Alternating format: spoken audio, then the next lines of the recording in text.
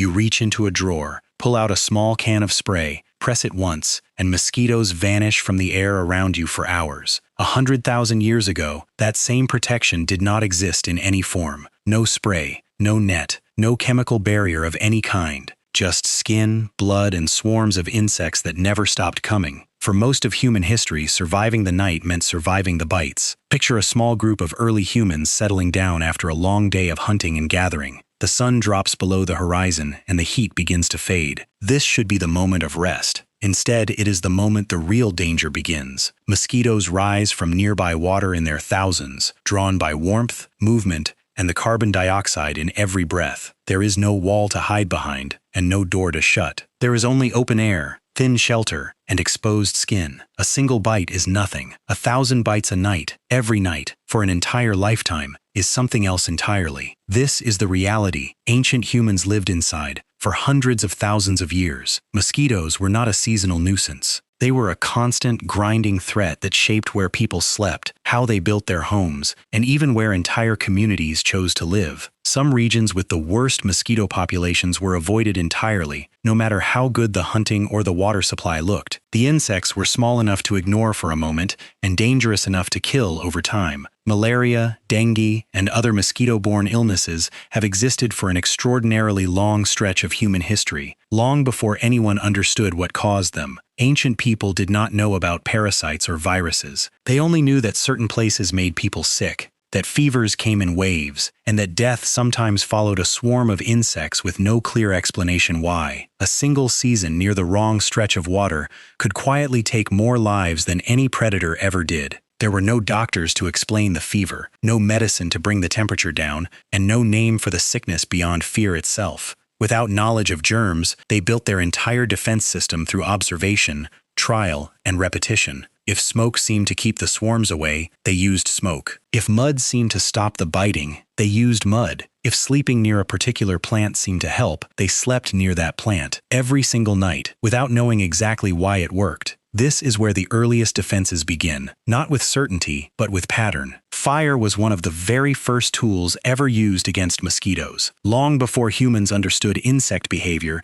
they noticed something simple. Where there was thick smoke, there were fewer bites. Mosquitoes rely on scent and heat signals to find a target, and heavy smoke disrupts both. Early humans began deliberately building smoky fires near their sleeping areas, using damp wood, green leaves, or specific plants known to smolder rather than burn cleanly. The goal was never a large flame. The goal was a slow, thick, lingering cloud that would sit low around the camp through the night. Groups living near rivers, swamps, and stagnant water, where mosquito populations were at their absolute worst, relied on this smoke barrier as one of their only lines of defense. Entire families would sleep close to a smoldering fire pit, coughing through the haze, choosing lung irritation over the alternative. Children were taught from a young age to feed the fire the moment it burned too clean and too bright. A clean fire meant no smoke, and no smoke meant no protection through the darkest hours. It was not comfortable, but it worked well enough to matter. Alongside smoke, ancient humans turned to something far more direct, their own bodies. Across many separate regions of the world, completely unconnected from one another, people independently discovered the same basic trick. Covering the skin changed everything. Mud was one of the earliest and most widespread solutions. A thick layer of wet mud, dried onto the arms, legs, chest, and face, created a physical barrier that mosquitoes struggled to bite through. It also masked the natural scent of human skin, making a person far less noticeable to insects hunting by smell. Communities living in extremely humid, insect-heavy environments used this method constantly, reapplying mud after swimming, after sweating, and before sleep. Children were often coated in mud from head to toe before bed, their parents pressing it into every exposed patch of skin they could reach. It cracked and flaked through the night, and by morning it needed to be washed away and reapplied all over again. Ash from cooking fires served a similar purpose. Rubbed across exposed skin, ash dulled scent signals and added a rough, unpleasant texture that many insects avoided. In some regions, animal fat was mixed directly into the ash or mud, creating a thicker paste that stayed on the skin longer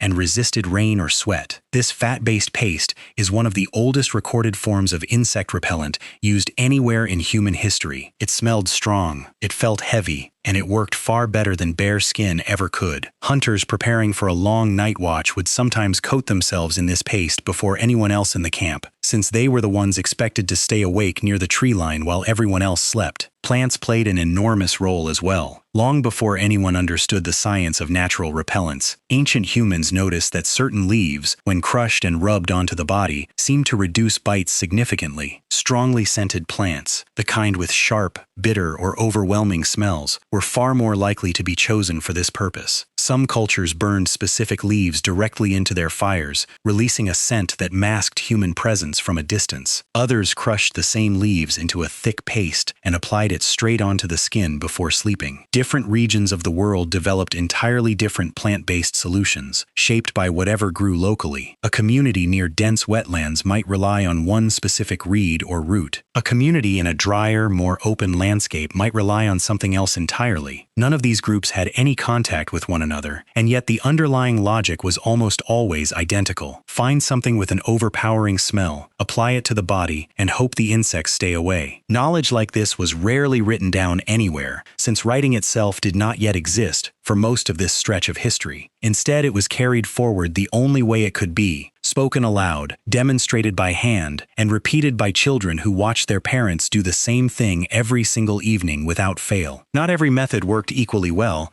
and ancient people had no scientific way of testing which solutions were genuinely effective and which were simply superstition passed down through repetition. Some remedies likely did very little beyond giving people a comforting sense of control over something they could not truly control. Others, by pure chance, contained natural chemical compounds that genuinely disrupted an insect's ability to detect human scent, and those methods often survived for thousands of years, passed from parent to child, long after anyone remembered why they worked in the first place. Shelter design became another critical defense, where a community chose to sleep mattered just as much as anything they rubbed onto their skin. Higher, drier ground, away from standing water, meant significantly fewer mosquitoes overnight. Some groups deliberately built their sleeping shelters slightly elevated, using raised platforms of wood, packed earth, or stone, putting distance between themselves and the ground where insects gathered in the greatest numbers. Others chose to sleep closer to open, breezy areas rather than sheltered, still air, since mosquitoes struggle to fly effectively in even a light wind. A shelter built to catch a steady breeze through the night could dramatically reduce the number of bites a family suffered, even without any repellent at all. In some ancient riverside settlements, woven screens made from tightly packed reeds or grasses were placed across sleeping areas. These were crude compared to a modern mosquito net, full of gaps and far from perfect, but they slowed insects down and gave sleeping families a fighting chance through the worst hours of the night. Some communities went further, weaving these screens tightly enough to hang directly over the spot where infants slept, since the smallest members of the group were often the most vulnerable to fever. Fire again played a role here, positioned strategically at entrances to sleeping areas, forcing insects to pass through smoke before they could reach exposed skin inside. Not every ancient civilization suffered equally. Some regions of the world, drier, cooler, or further from standing water, dealt with far fewer mosquitoes and far less illness as a result. Other regions, particularly those near slow rivers, swamps, and seasonal floodwaters, faced relentless mosquito populations almost every single night of the year. In these harder environments, entire aspects of daily life were shaped around avoiding the worst hours. Certain communities scheduled heavy outdoor labor for the middle of the day, when mosquitoes were far less active, and retreated indoors or near smoke barriers as dusk approached. Farming near known mosquito breeding grounds carried a very real risk, and some ancient settlements were abandoned entirely after repeated waves of unexplained illness swept through the population. An entire village could look at a stretch of fertile land near a slow-moving river and choose to walk away from it, simply because too many of their people had already died there. Without any understanding of parasites or disease transmission, ancient communities often blamed bad water, bad air, or even spiritual causes for the sickness that followed a bad mosquito season. The word malaria itself comes from an old belief that the illness was caused by bad air rising from swamps, a belief that persisted for an extraordinarily long time simply because it fit the pattern people could see with their own eyes. Sickness always seemed to follow the swampy, insect-heavy places, so bad air seemed like the obvious explanation, even though the real cause was invisible and would remain undiscovered for a very long time. Entire empires rose and fell in regions where mosquito-borne disease disease quietly weakened armies, drained farmland of workers, and shaped the outcome of conflicts no history book ever credited to an insect. What is genuinely remarkable is how many of these ancient defenses still exist today in some form. Smoke-based repellents, using smoldering plant matter to drive away insects, are still used in various rural communities around the world exactly as they were thousands of years ago. Certain plants identified by ancient people through nothing but trial and error are now known, through modern science, to contain genuine natural insect-repelling compounds. Citronella, one of the most recognizable natural repellents used today, comes directly from this same ancient tradition of burning strongly scented plants to keep insects at bay. Mud and clay-based skin treatments, though far less common now, are still practiced in a handful of communities living in extremely mosquito-heavy environments. Elevated shelters and breeze-focused housing design, once a matter of survival, can still be seen in traditional architecture across parts of the world where mosquitoes remain a serious concern. Even mosquito nets themselves, now made from fine synthetic mesh, are a direct descendant of those crude woven reed screens used thousands of years ago. The core idea never changed. Put a barrier between skin and insect, and survival odds improve. Only the materials and precision improved over time. What ancient humans lacked in scientific understanding, they made up for in relentless observation and repetition across countless generations. They could not see a parasite under a microscope, and they had no concept of a disease-carrying insect in the way we understand it today. And yet, through nothing more than pattern recognition passed down from parent to child, they built a surprisingly effective toolkit of smoke, mud, plants, fat, elevation, and airflow, refined slowly over tens of thousands of years of trial, error, and hard-won survival. Every one of those small, imperfect defenses bought a family another night of sleep, another season of health, another generation carried forward. None of it came from a laboratory, a textbook, or a single moment of discovery. It came from thousands of ordinary nights, repeated by ordinary people, refusing to accept the bites as something that simply had to be endured. Long before anyone understood why mosquitoes carried disease, ancient humans had already found ways to fight back, using nothing but fire, mud, and whatever grew nearby. The methods were rough, the understanding was incomplete, and the results were far from guaranteed. But somehow, against overwhelming odds and against swarms that outnumbered them by the millions, they survived long enough to pass every one of those hard-earned lessons down to us.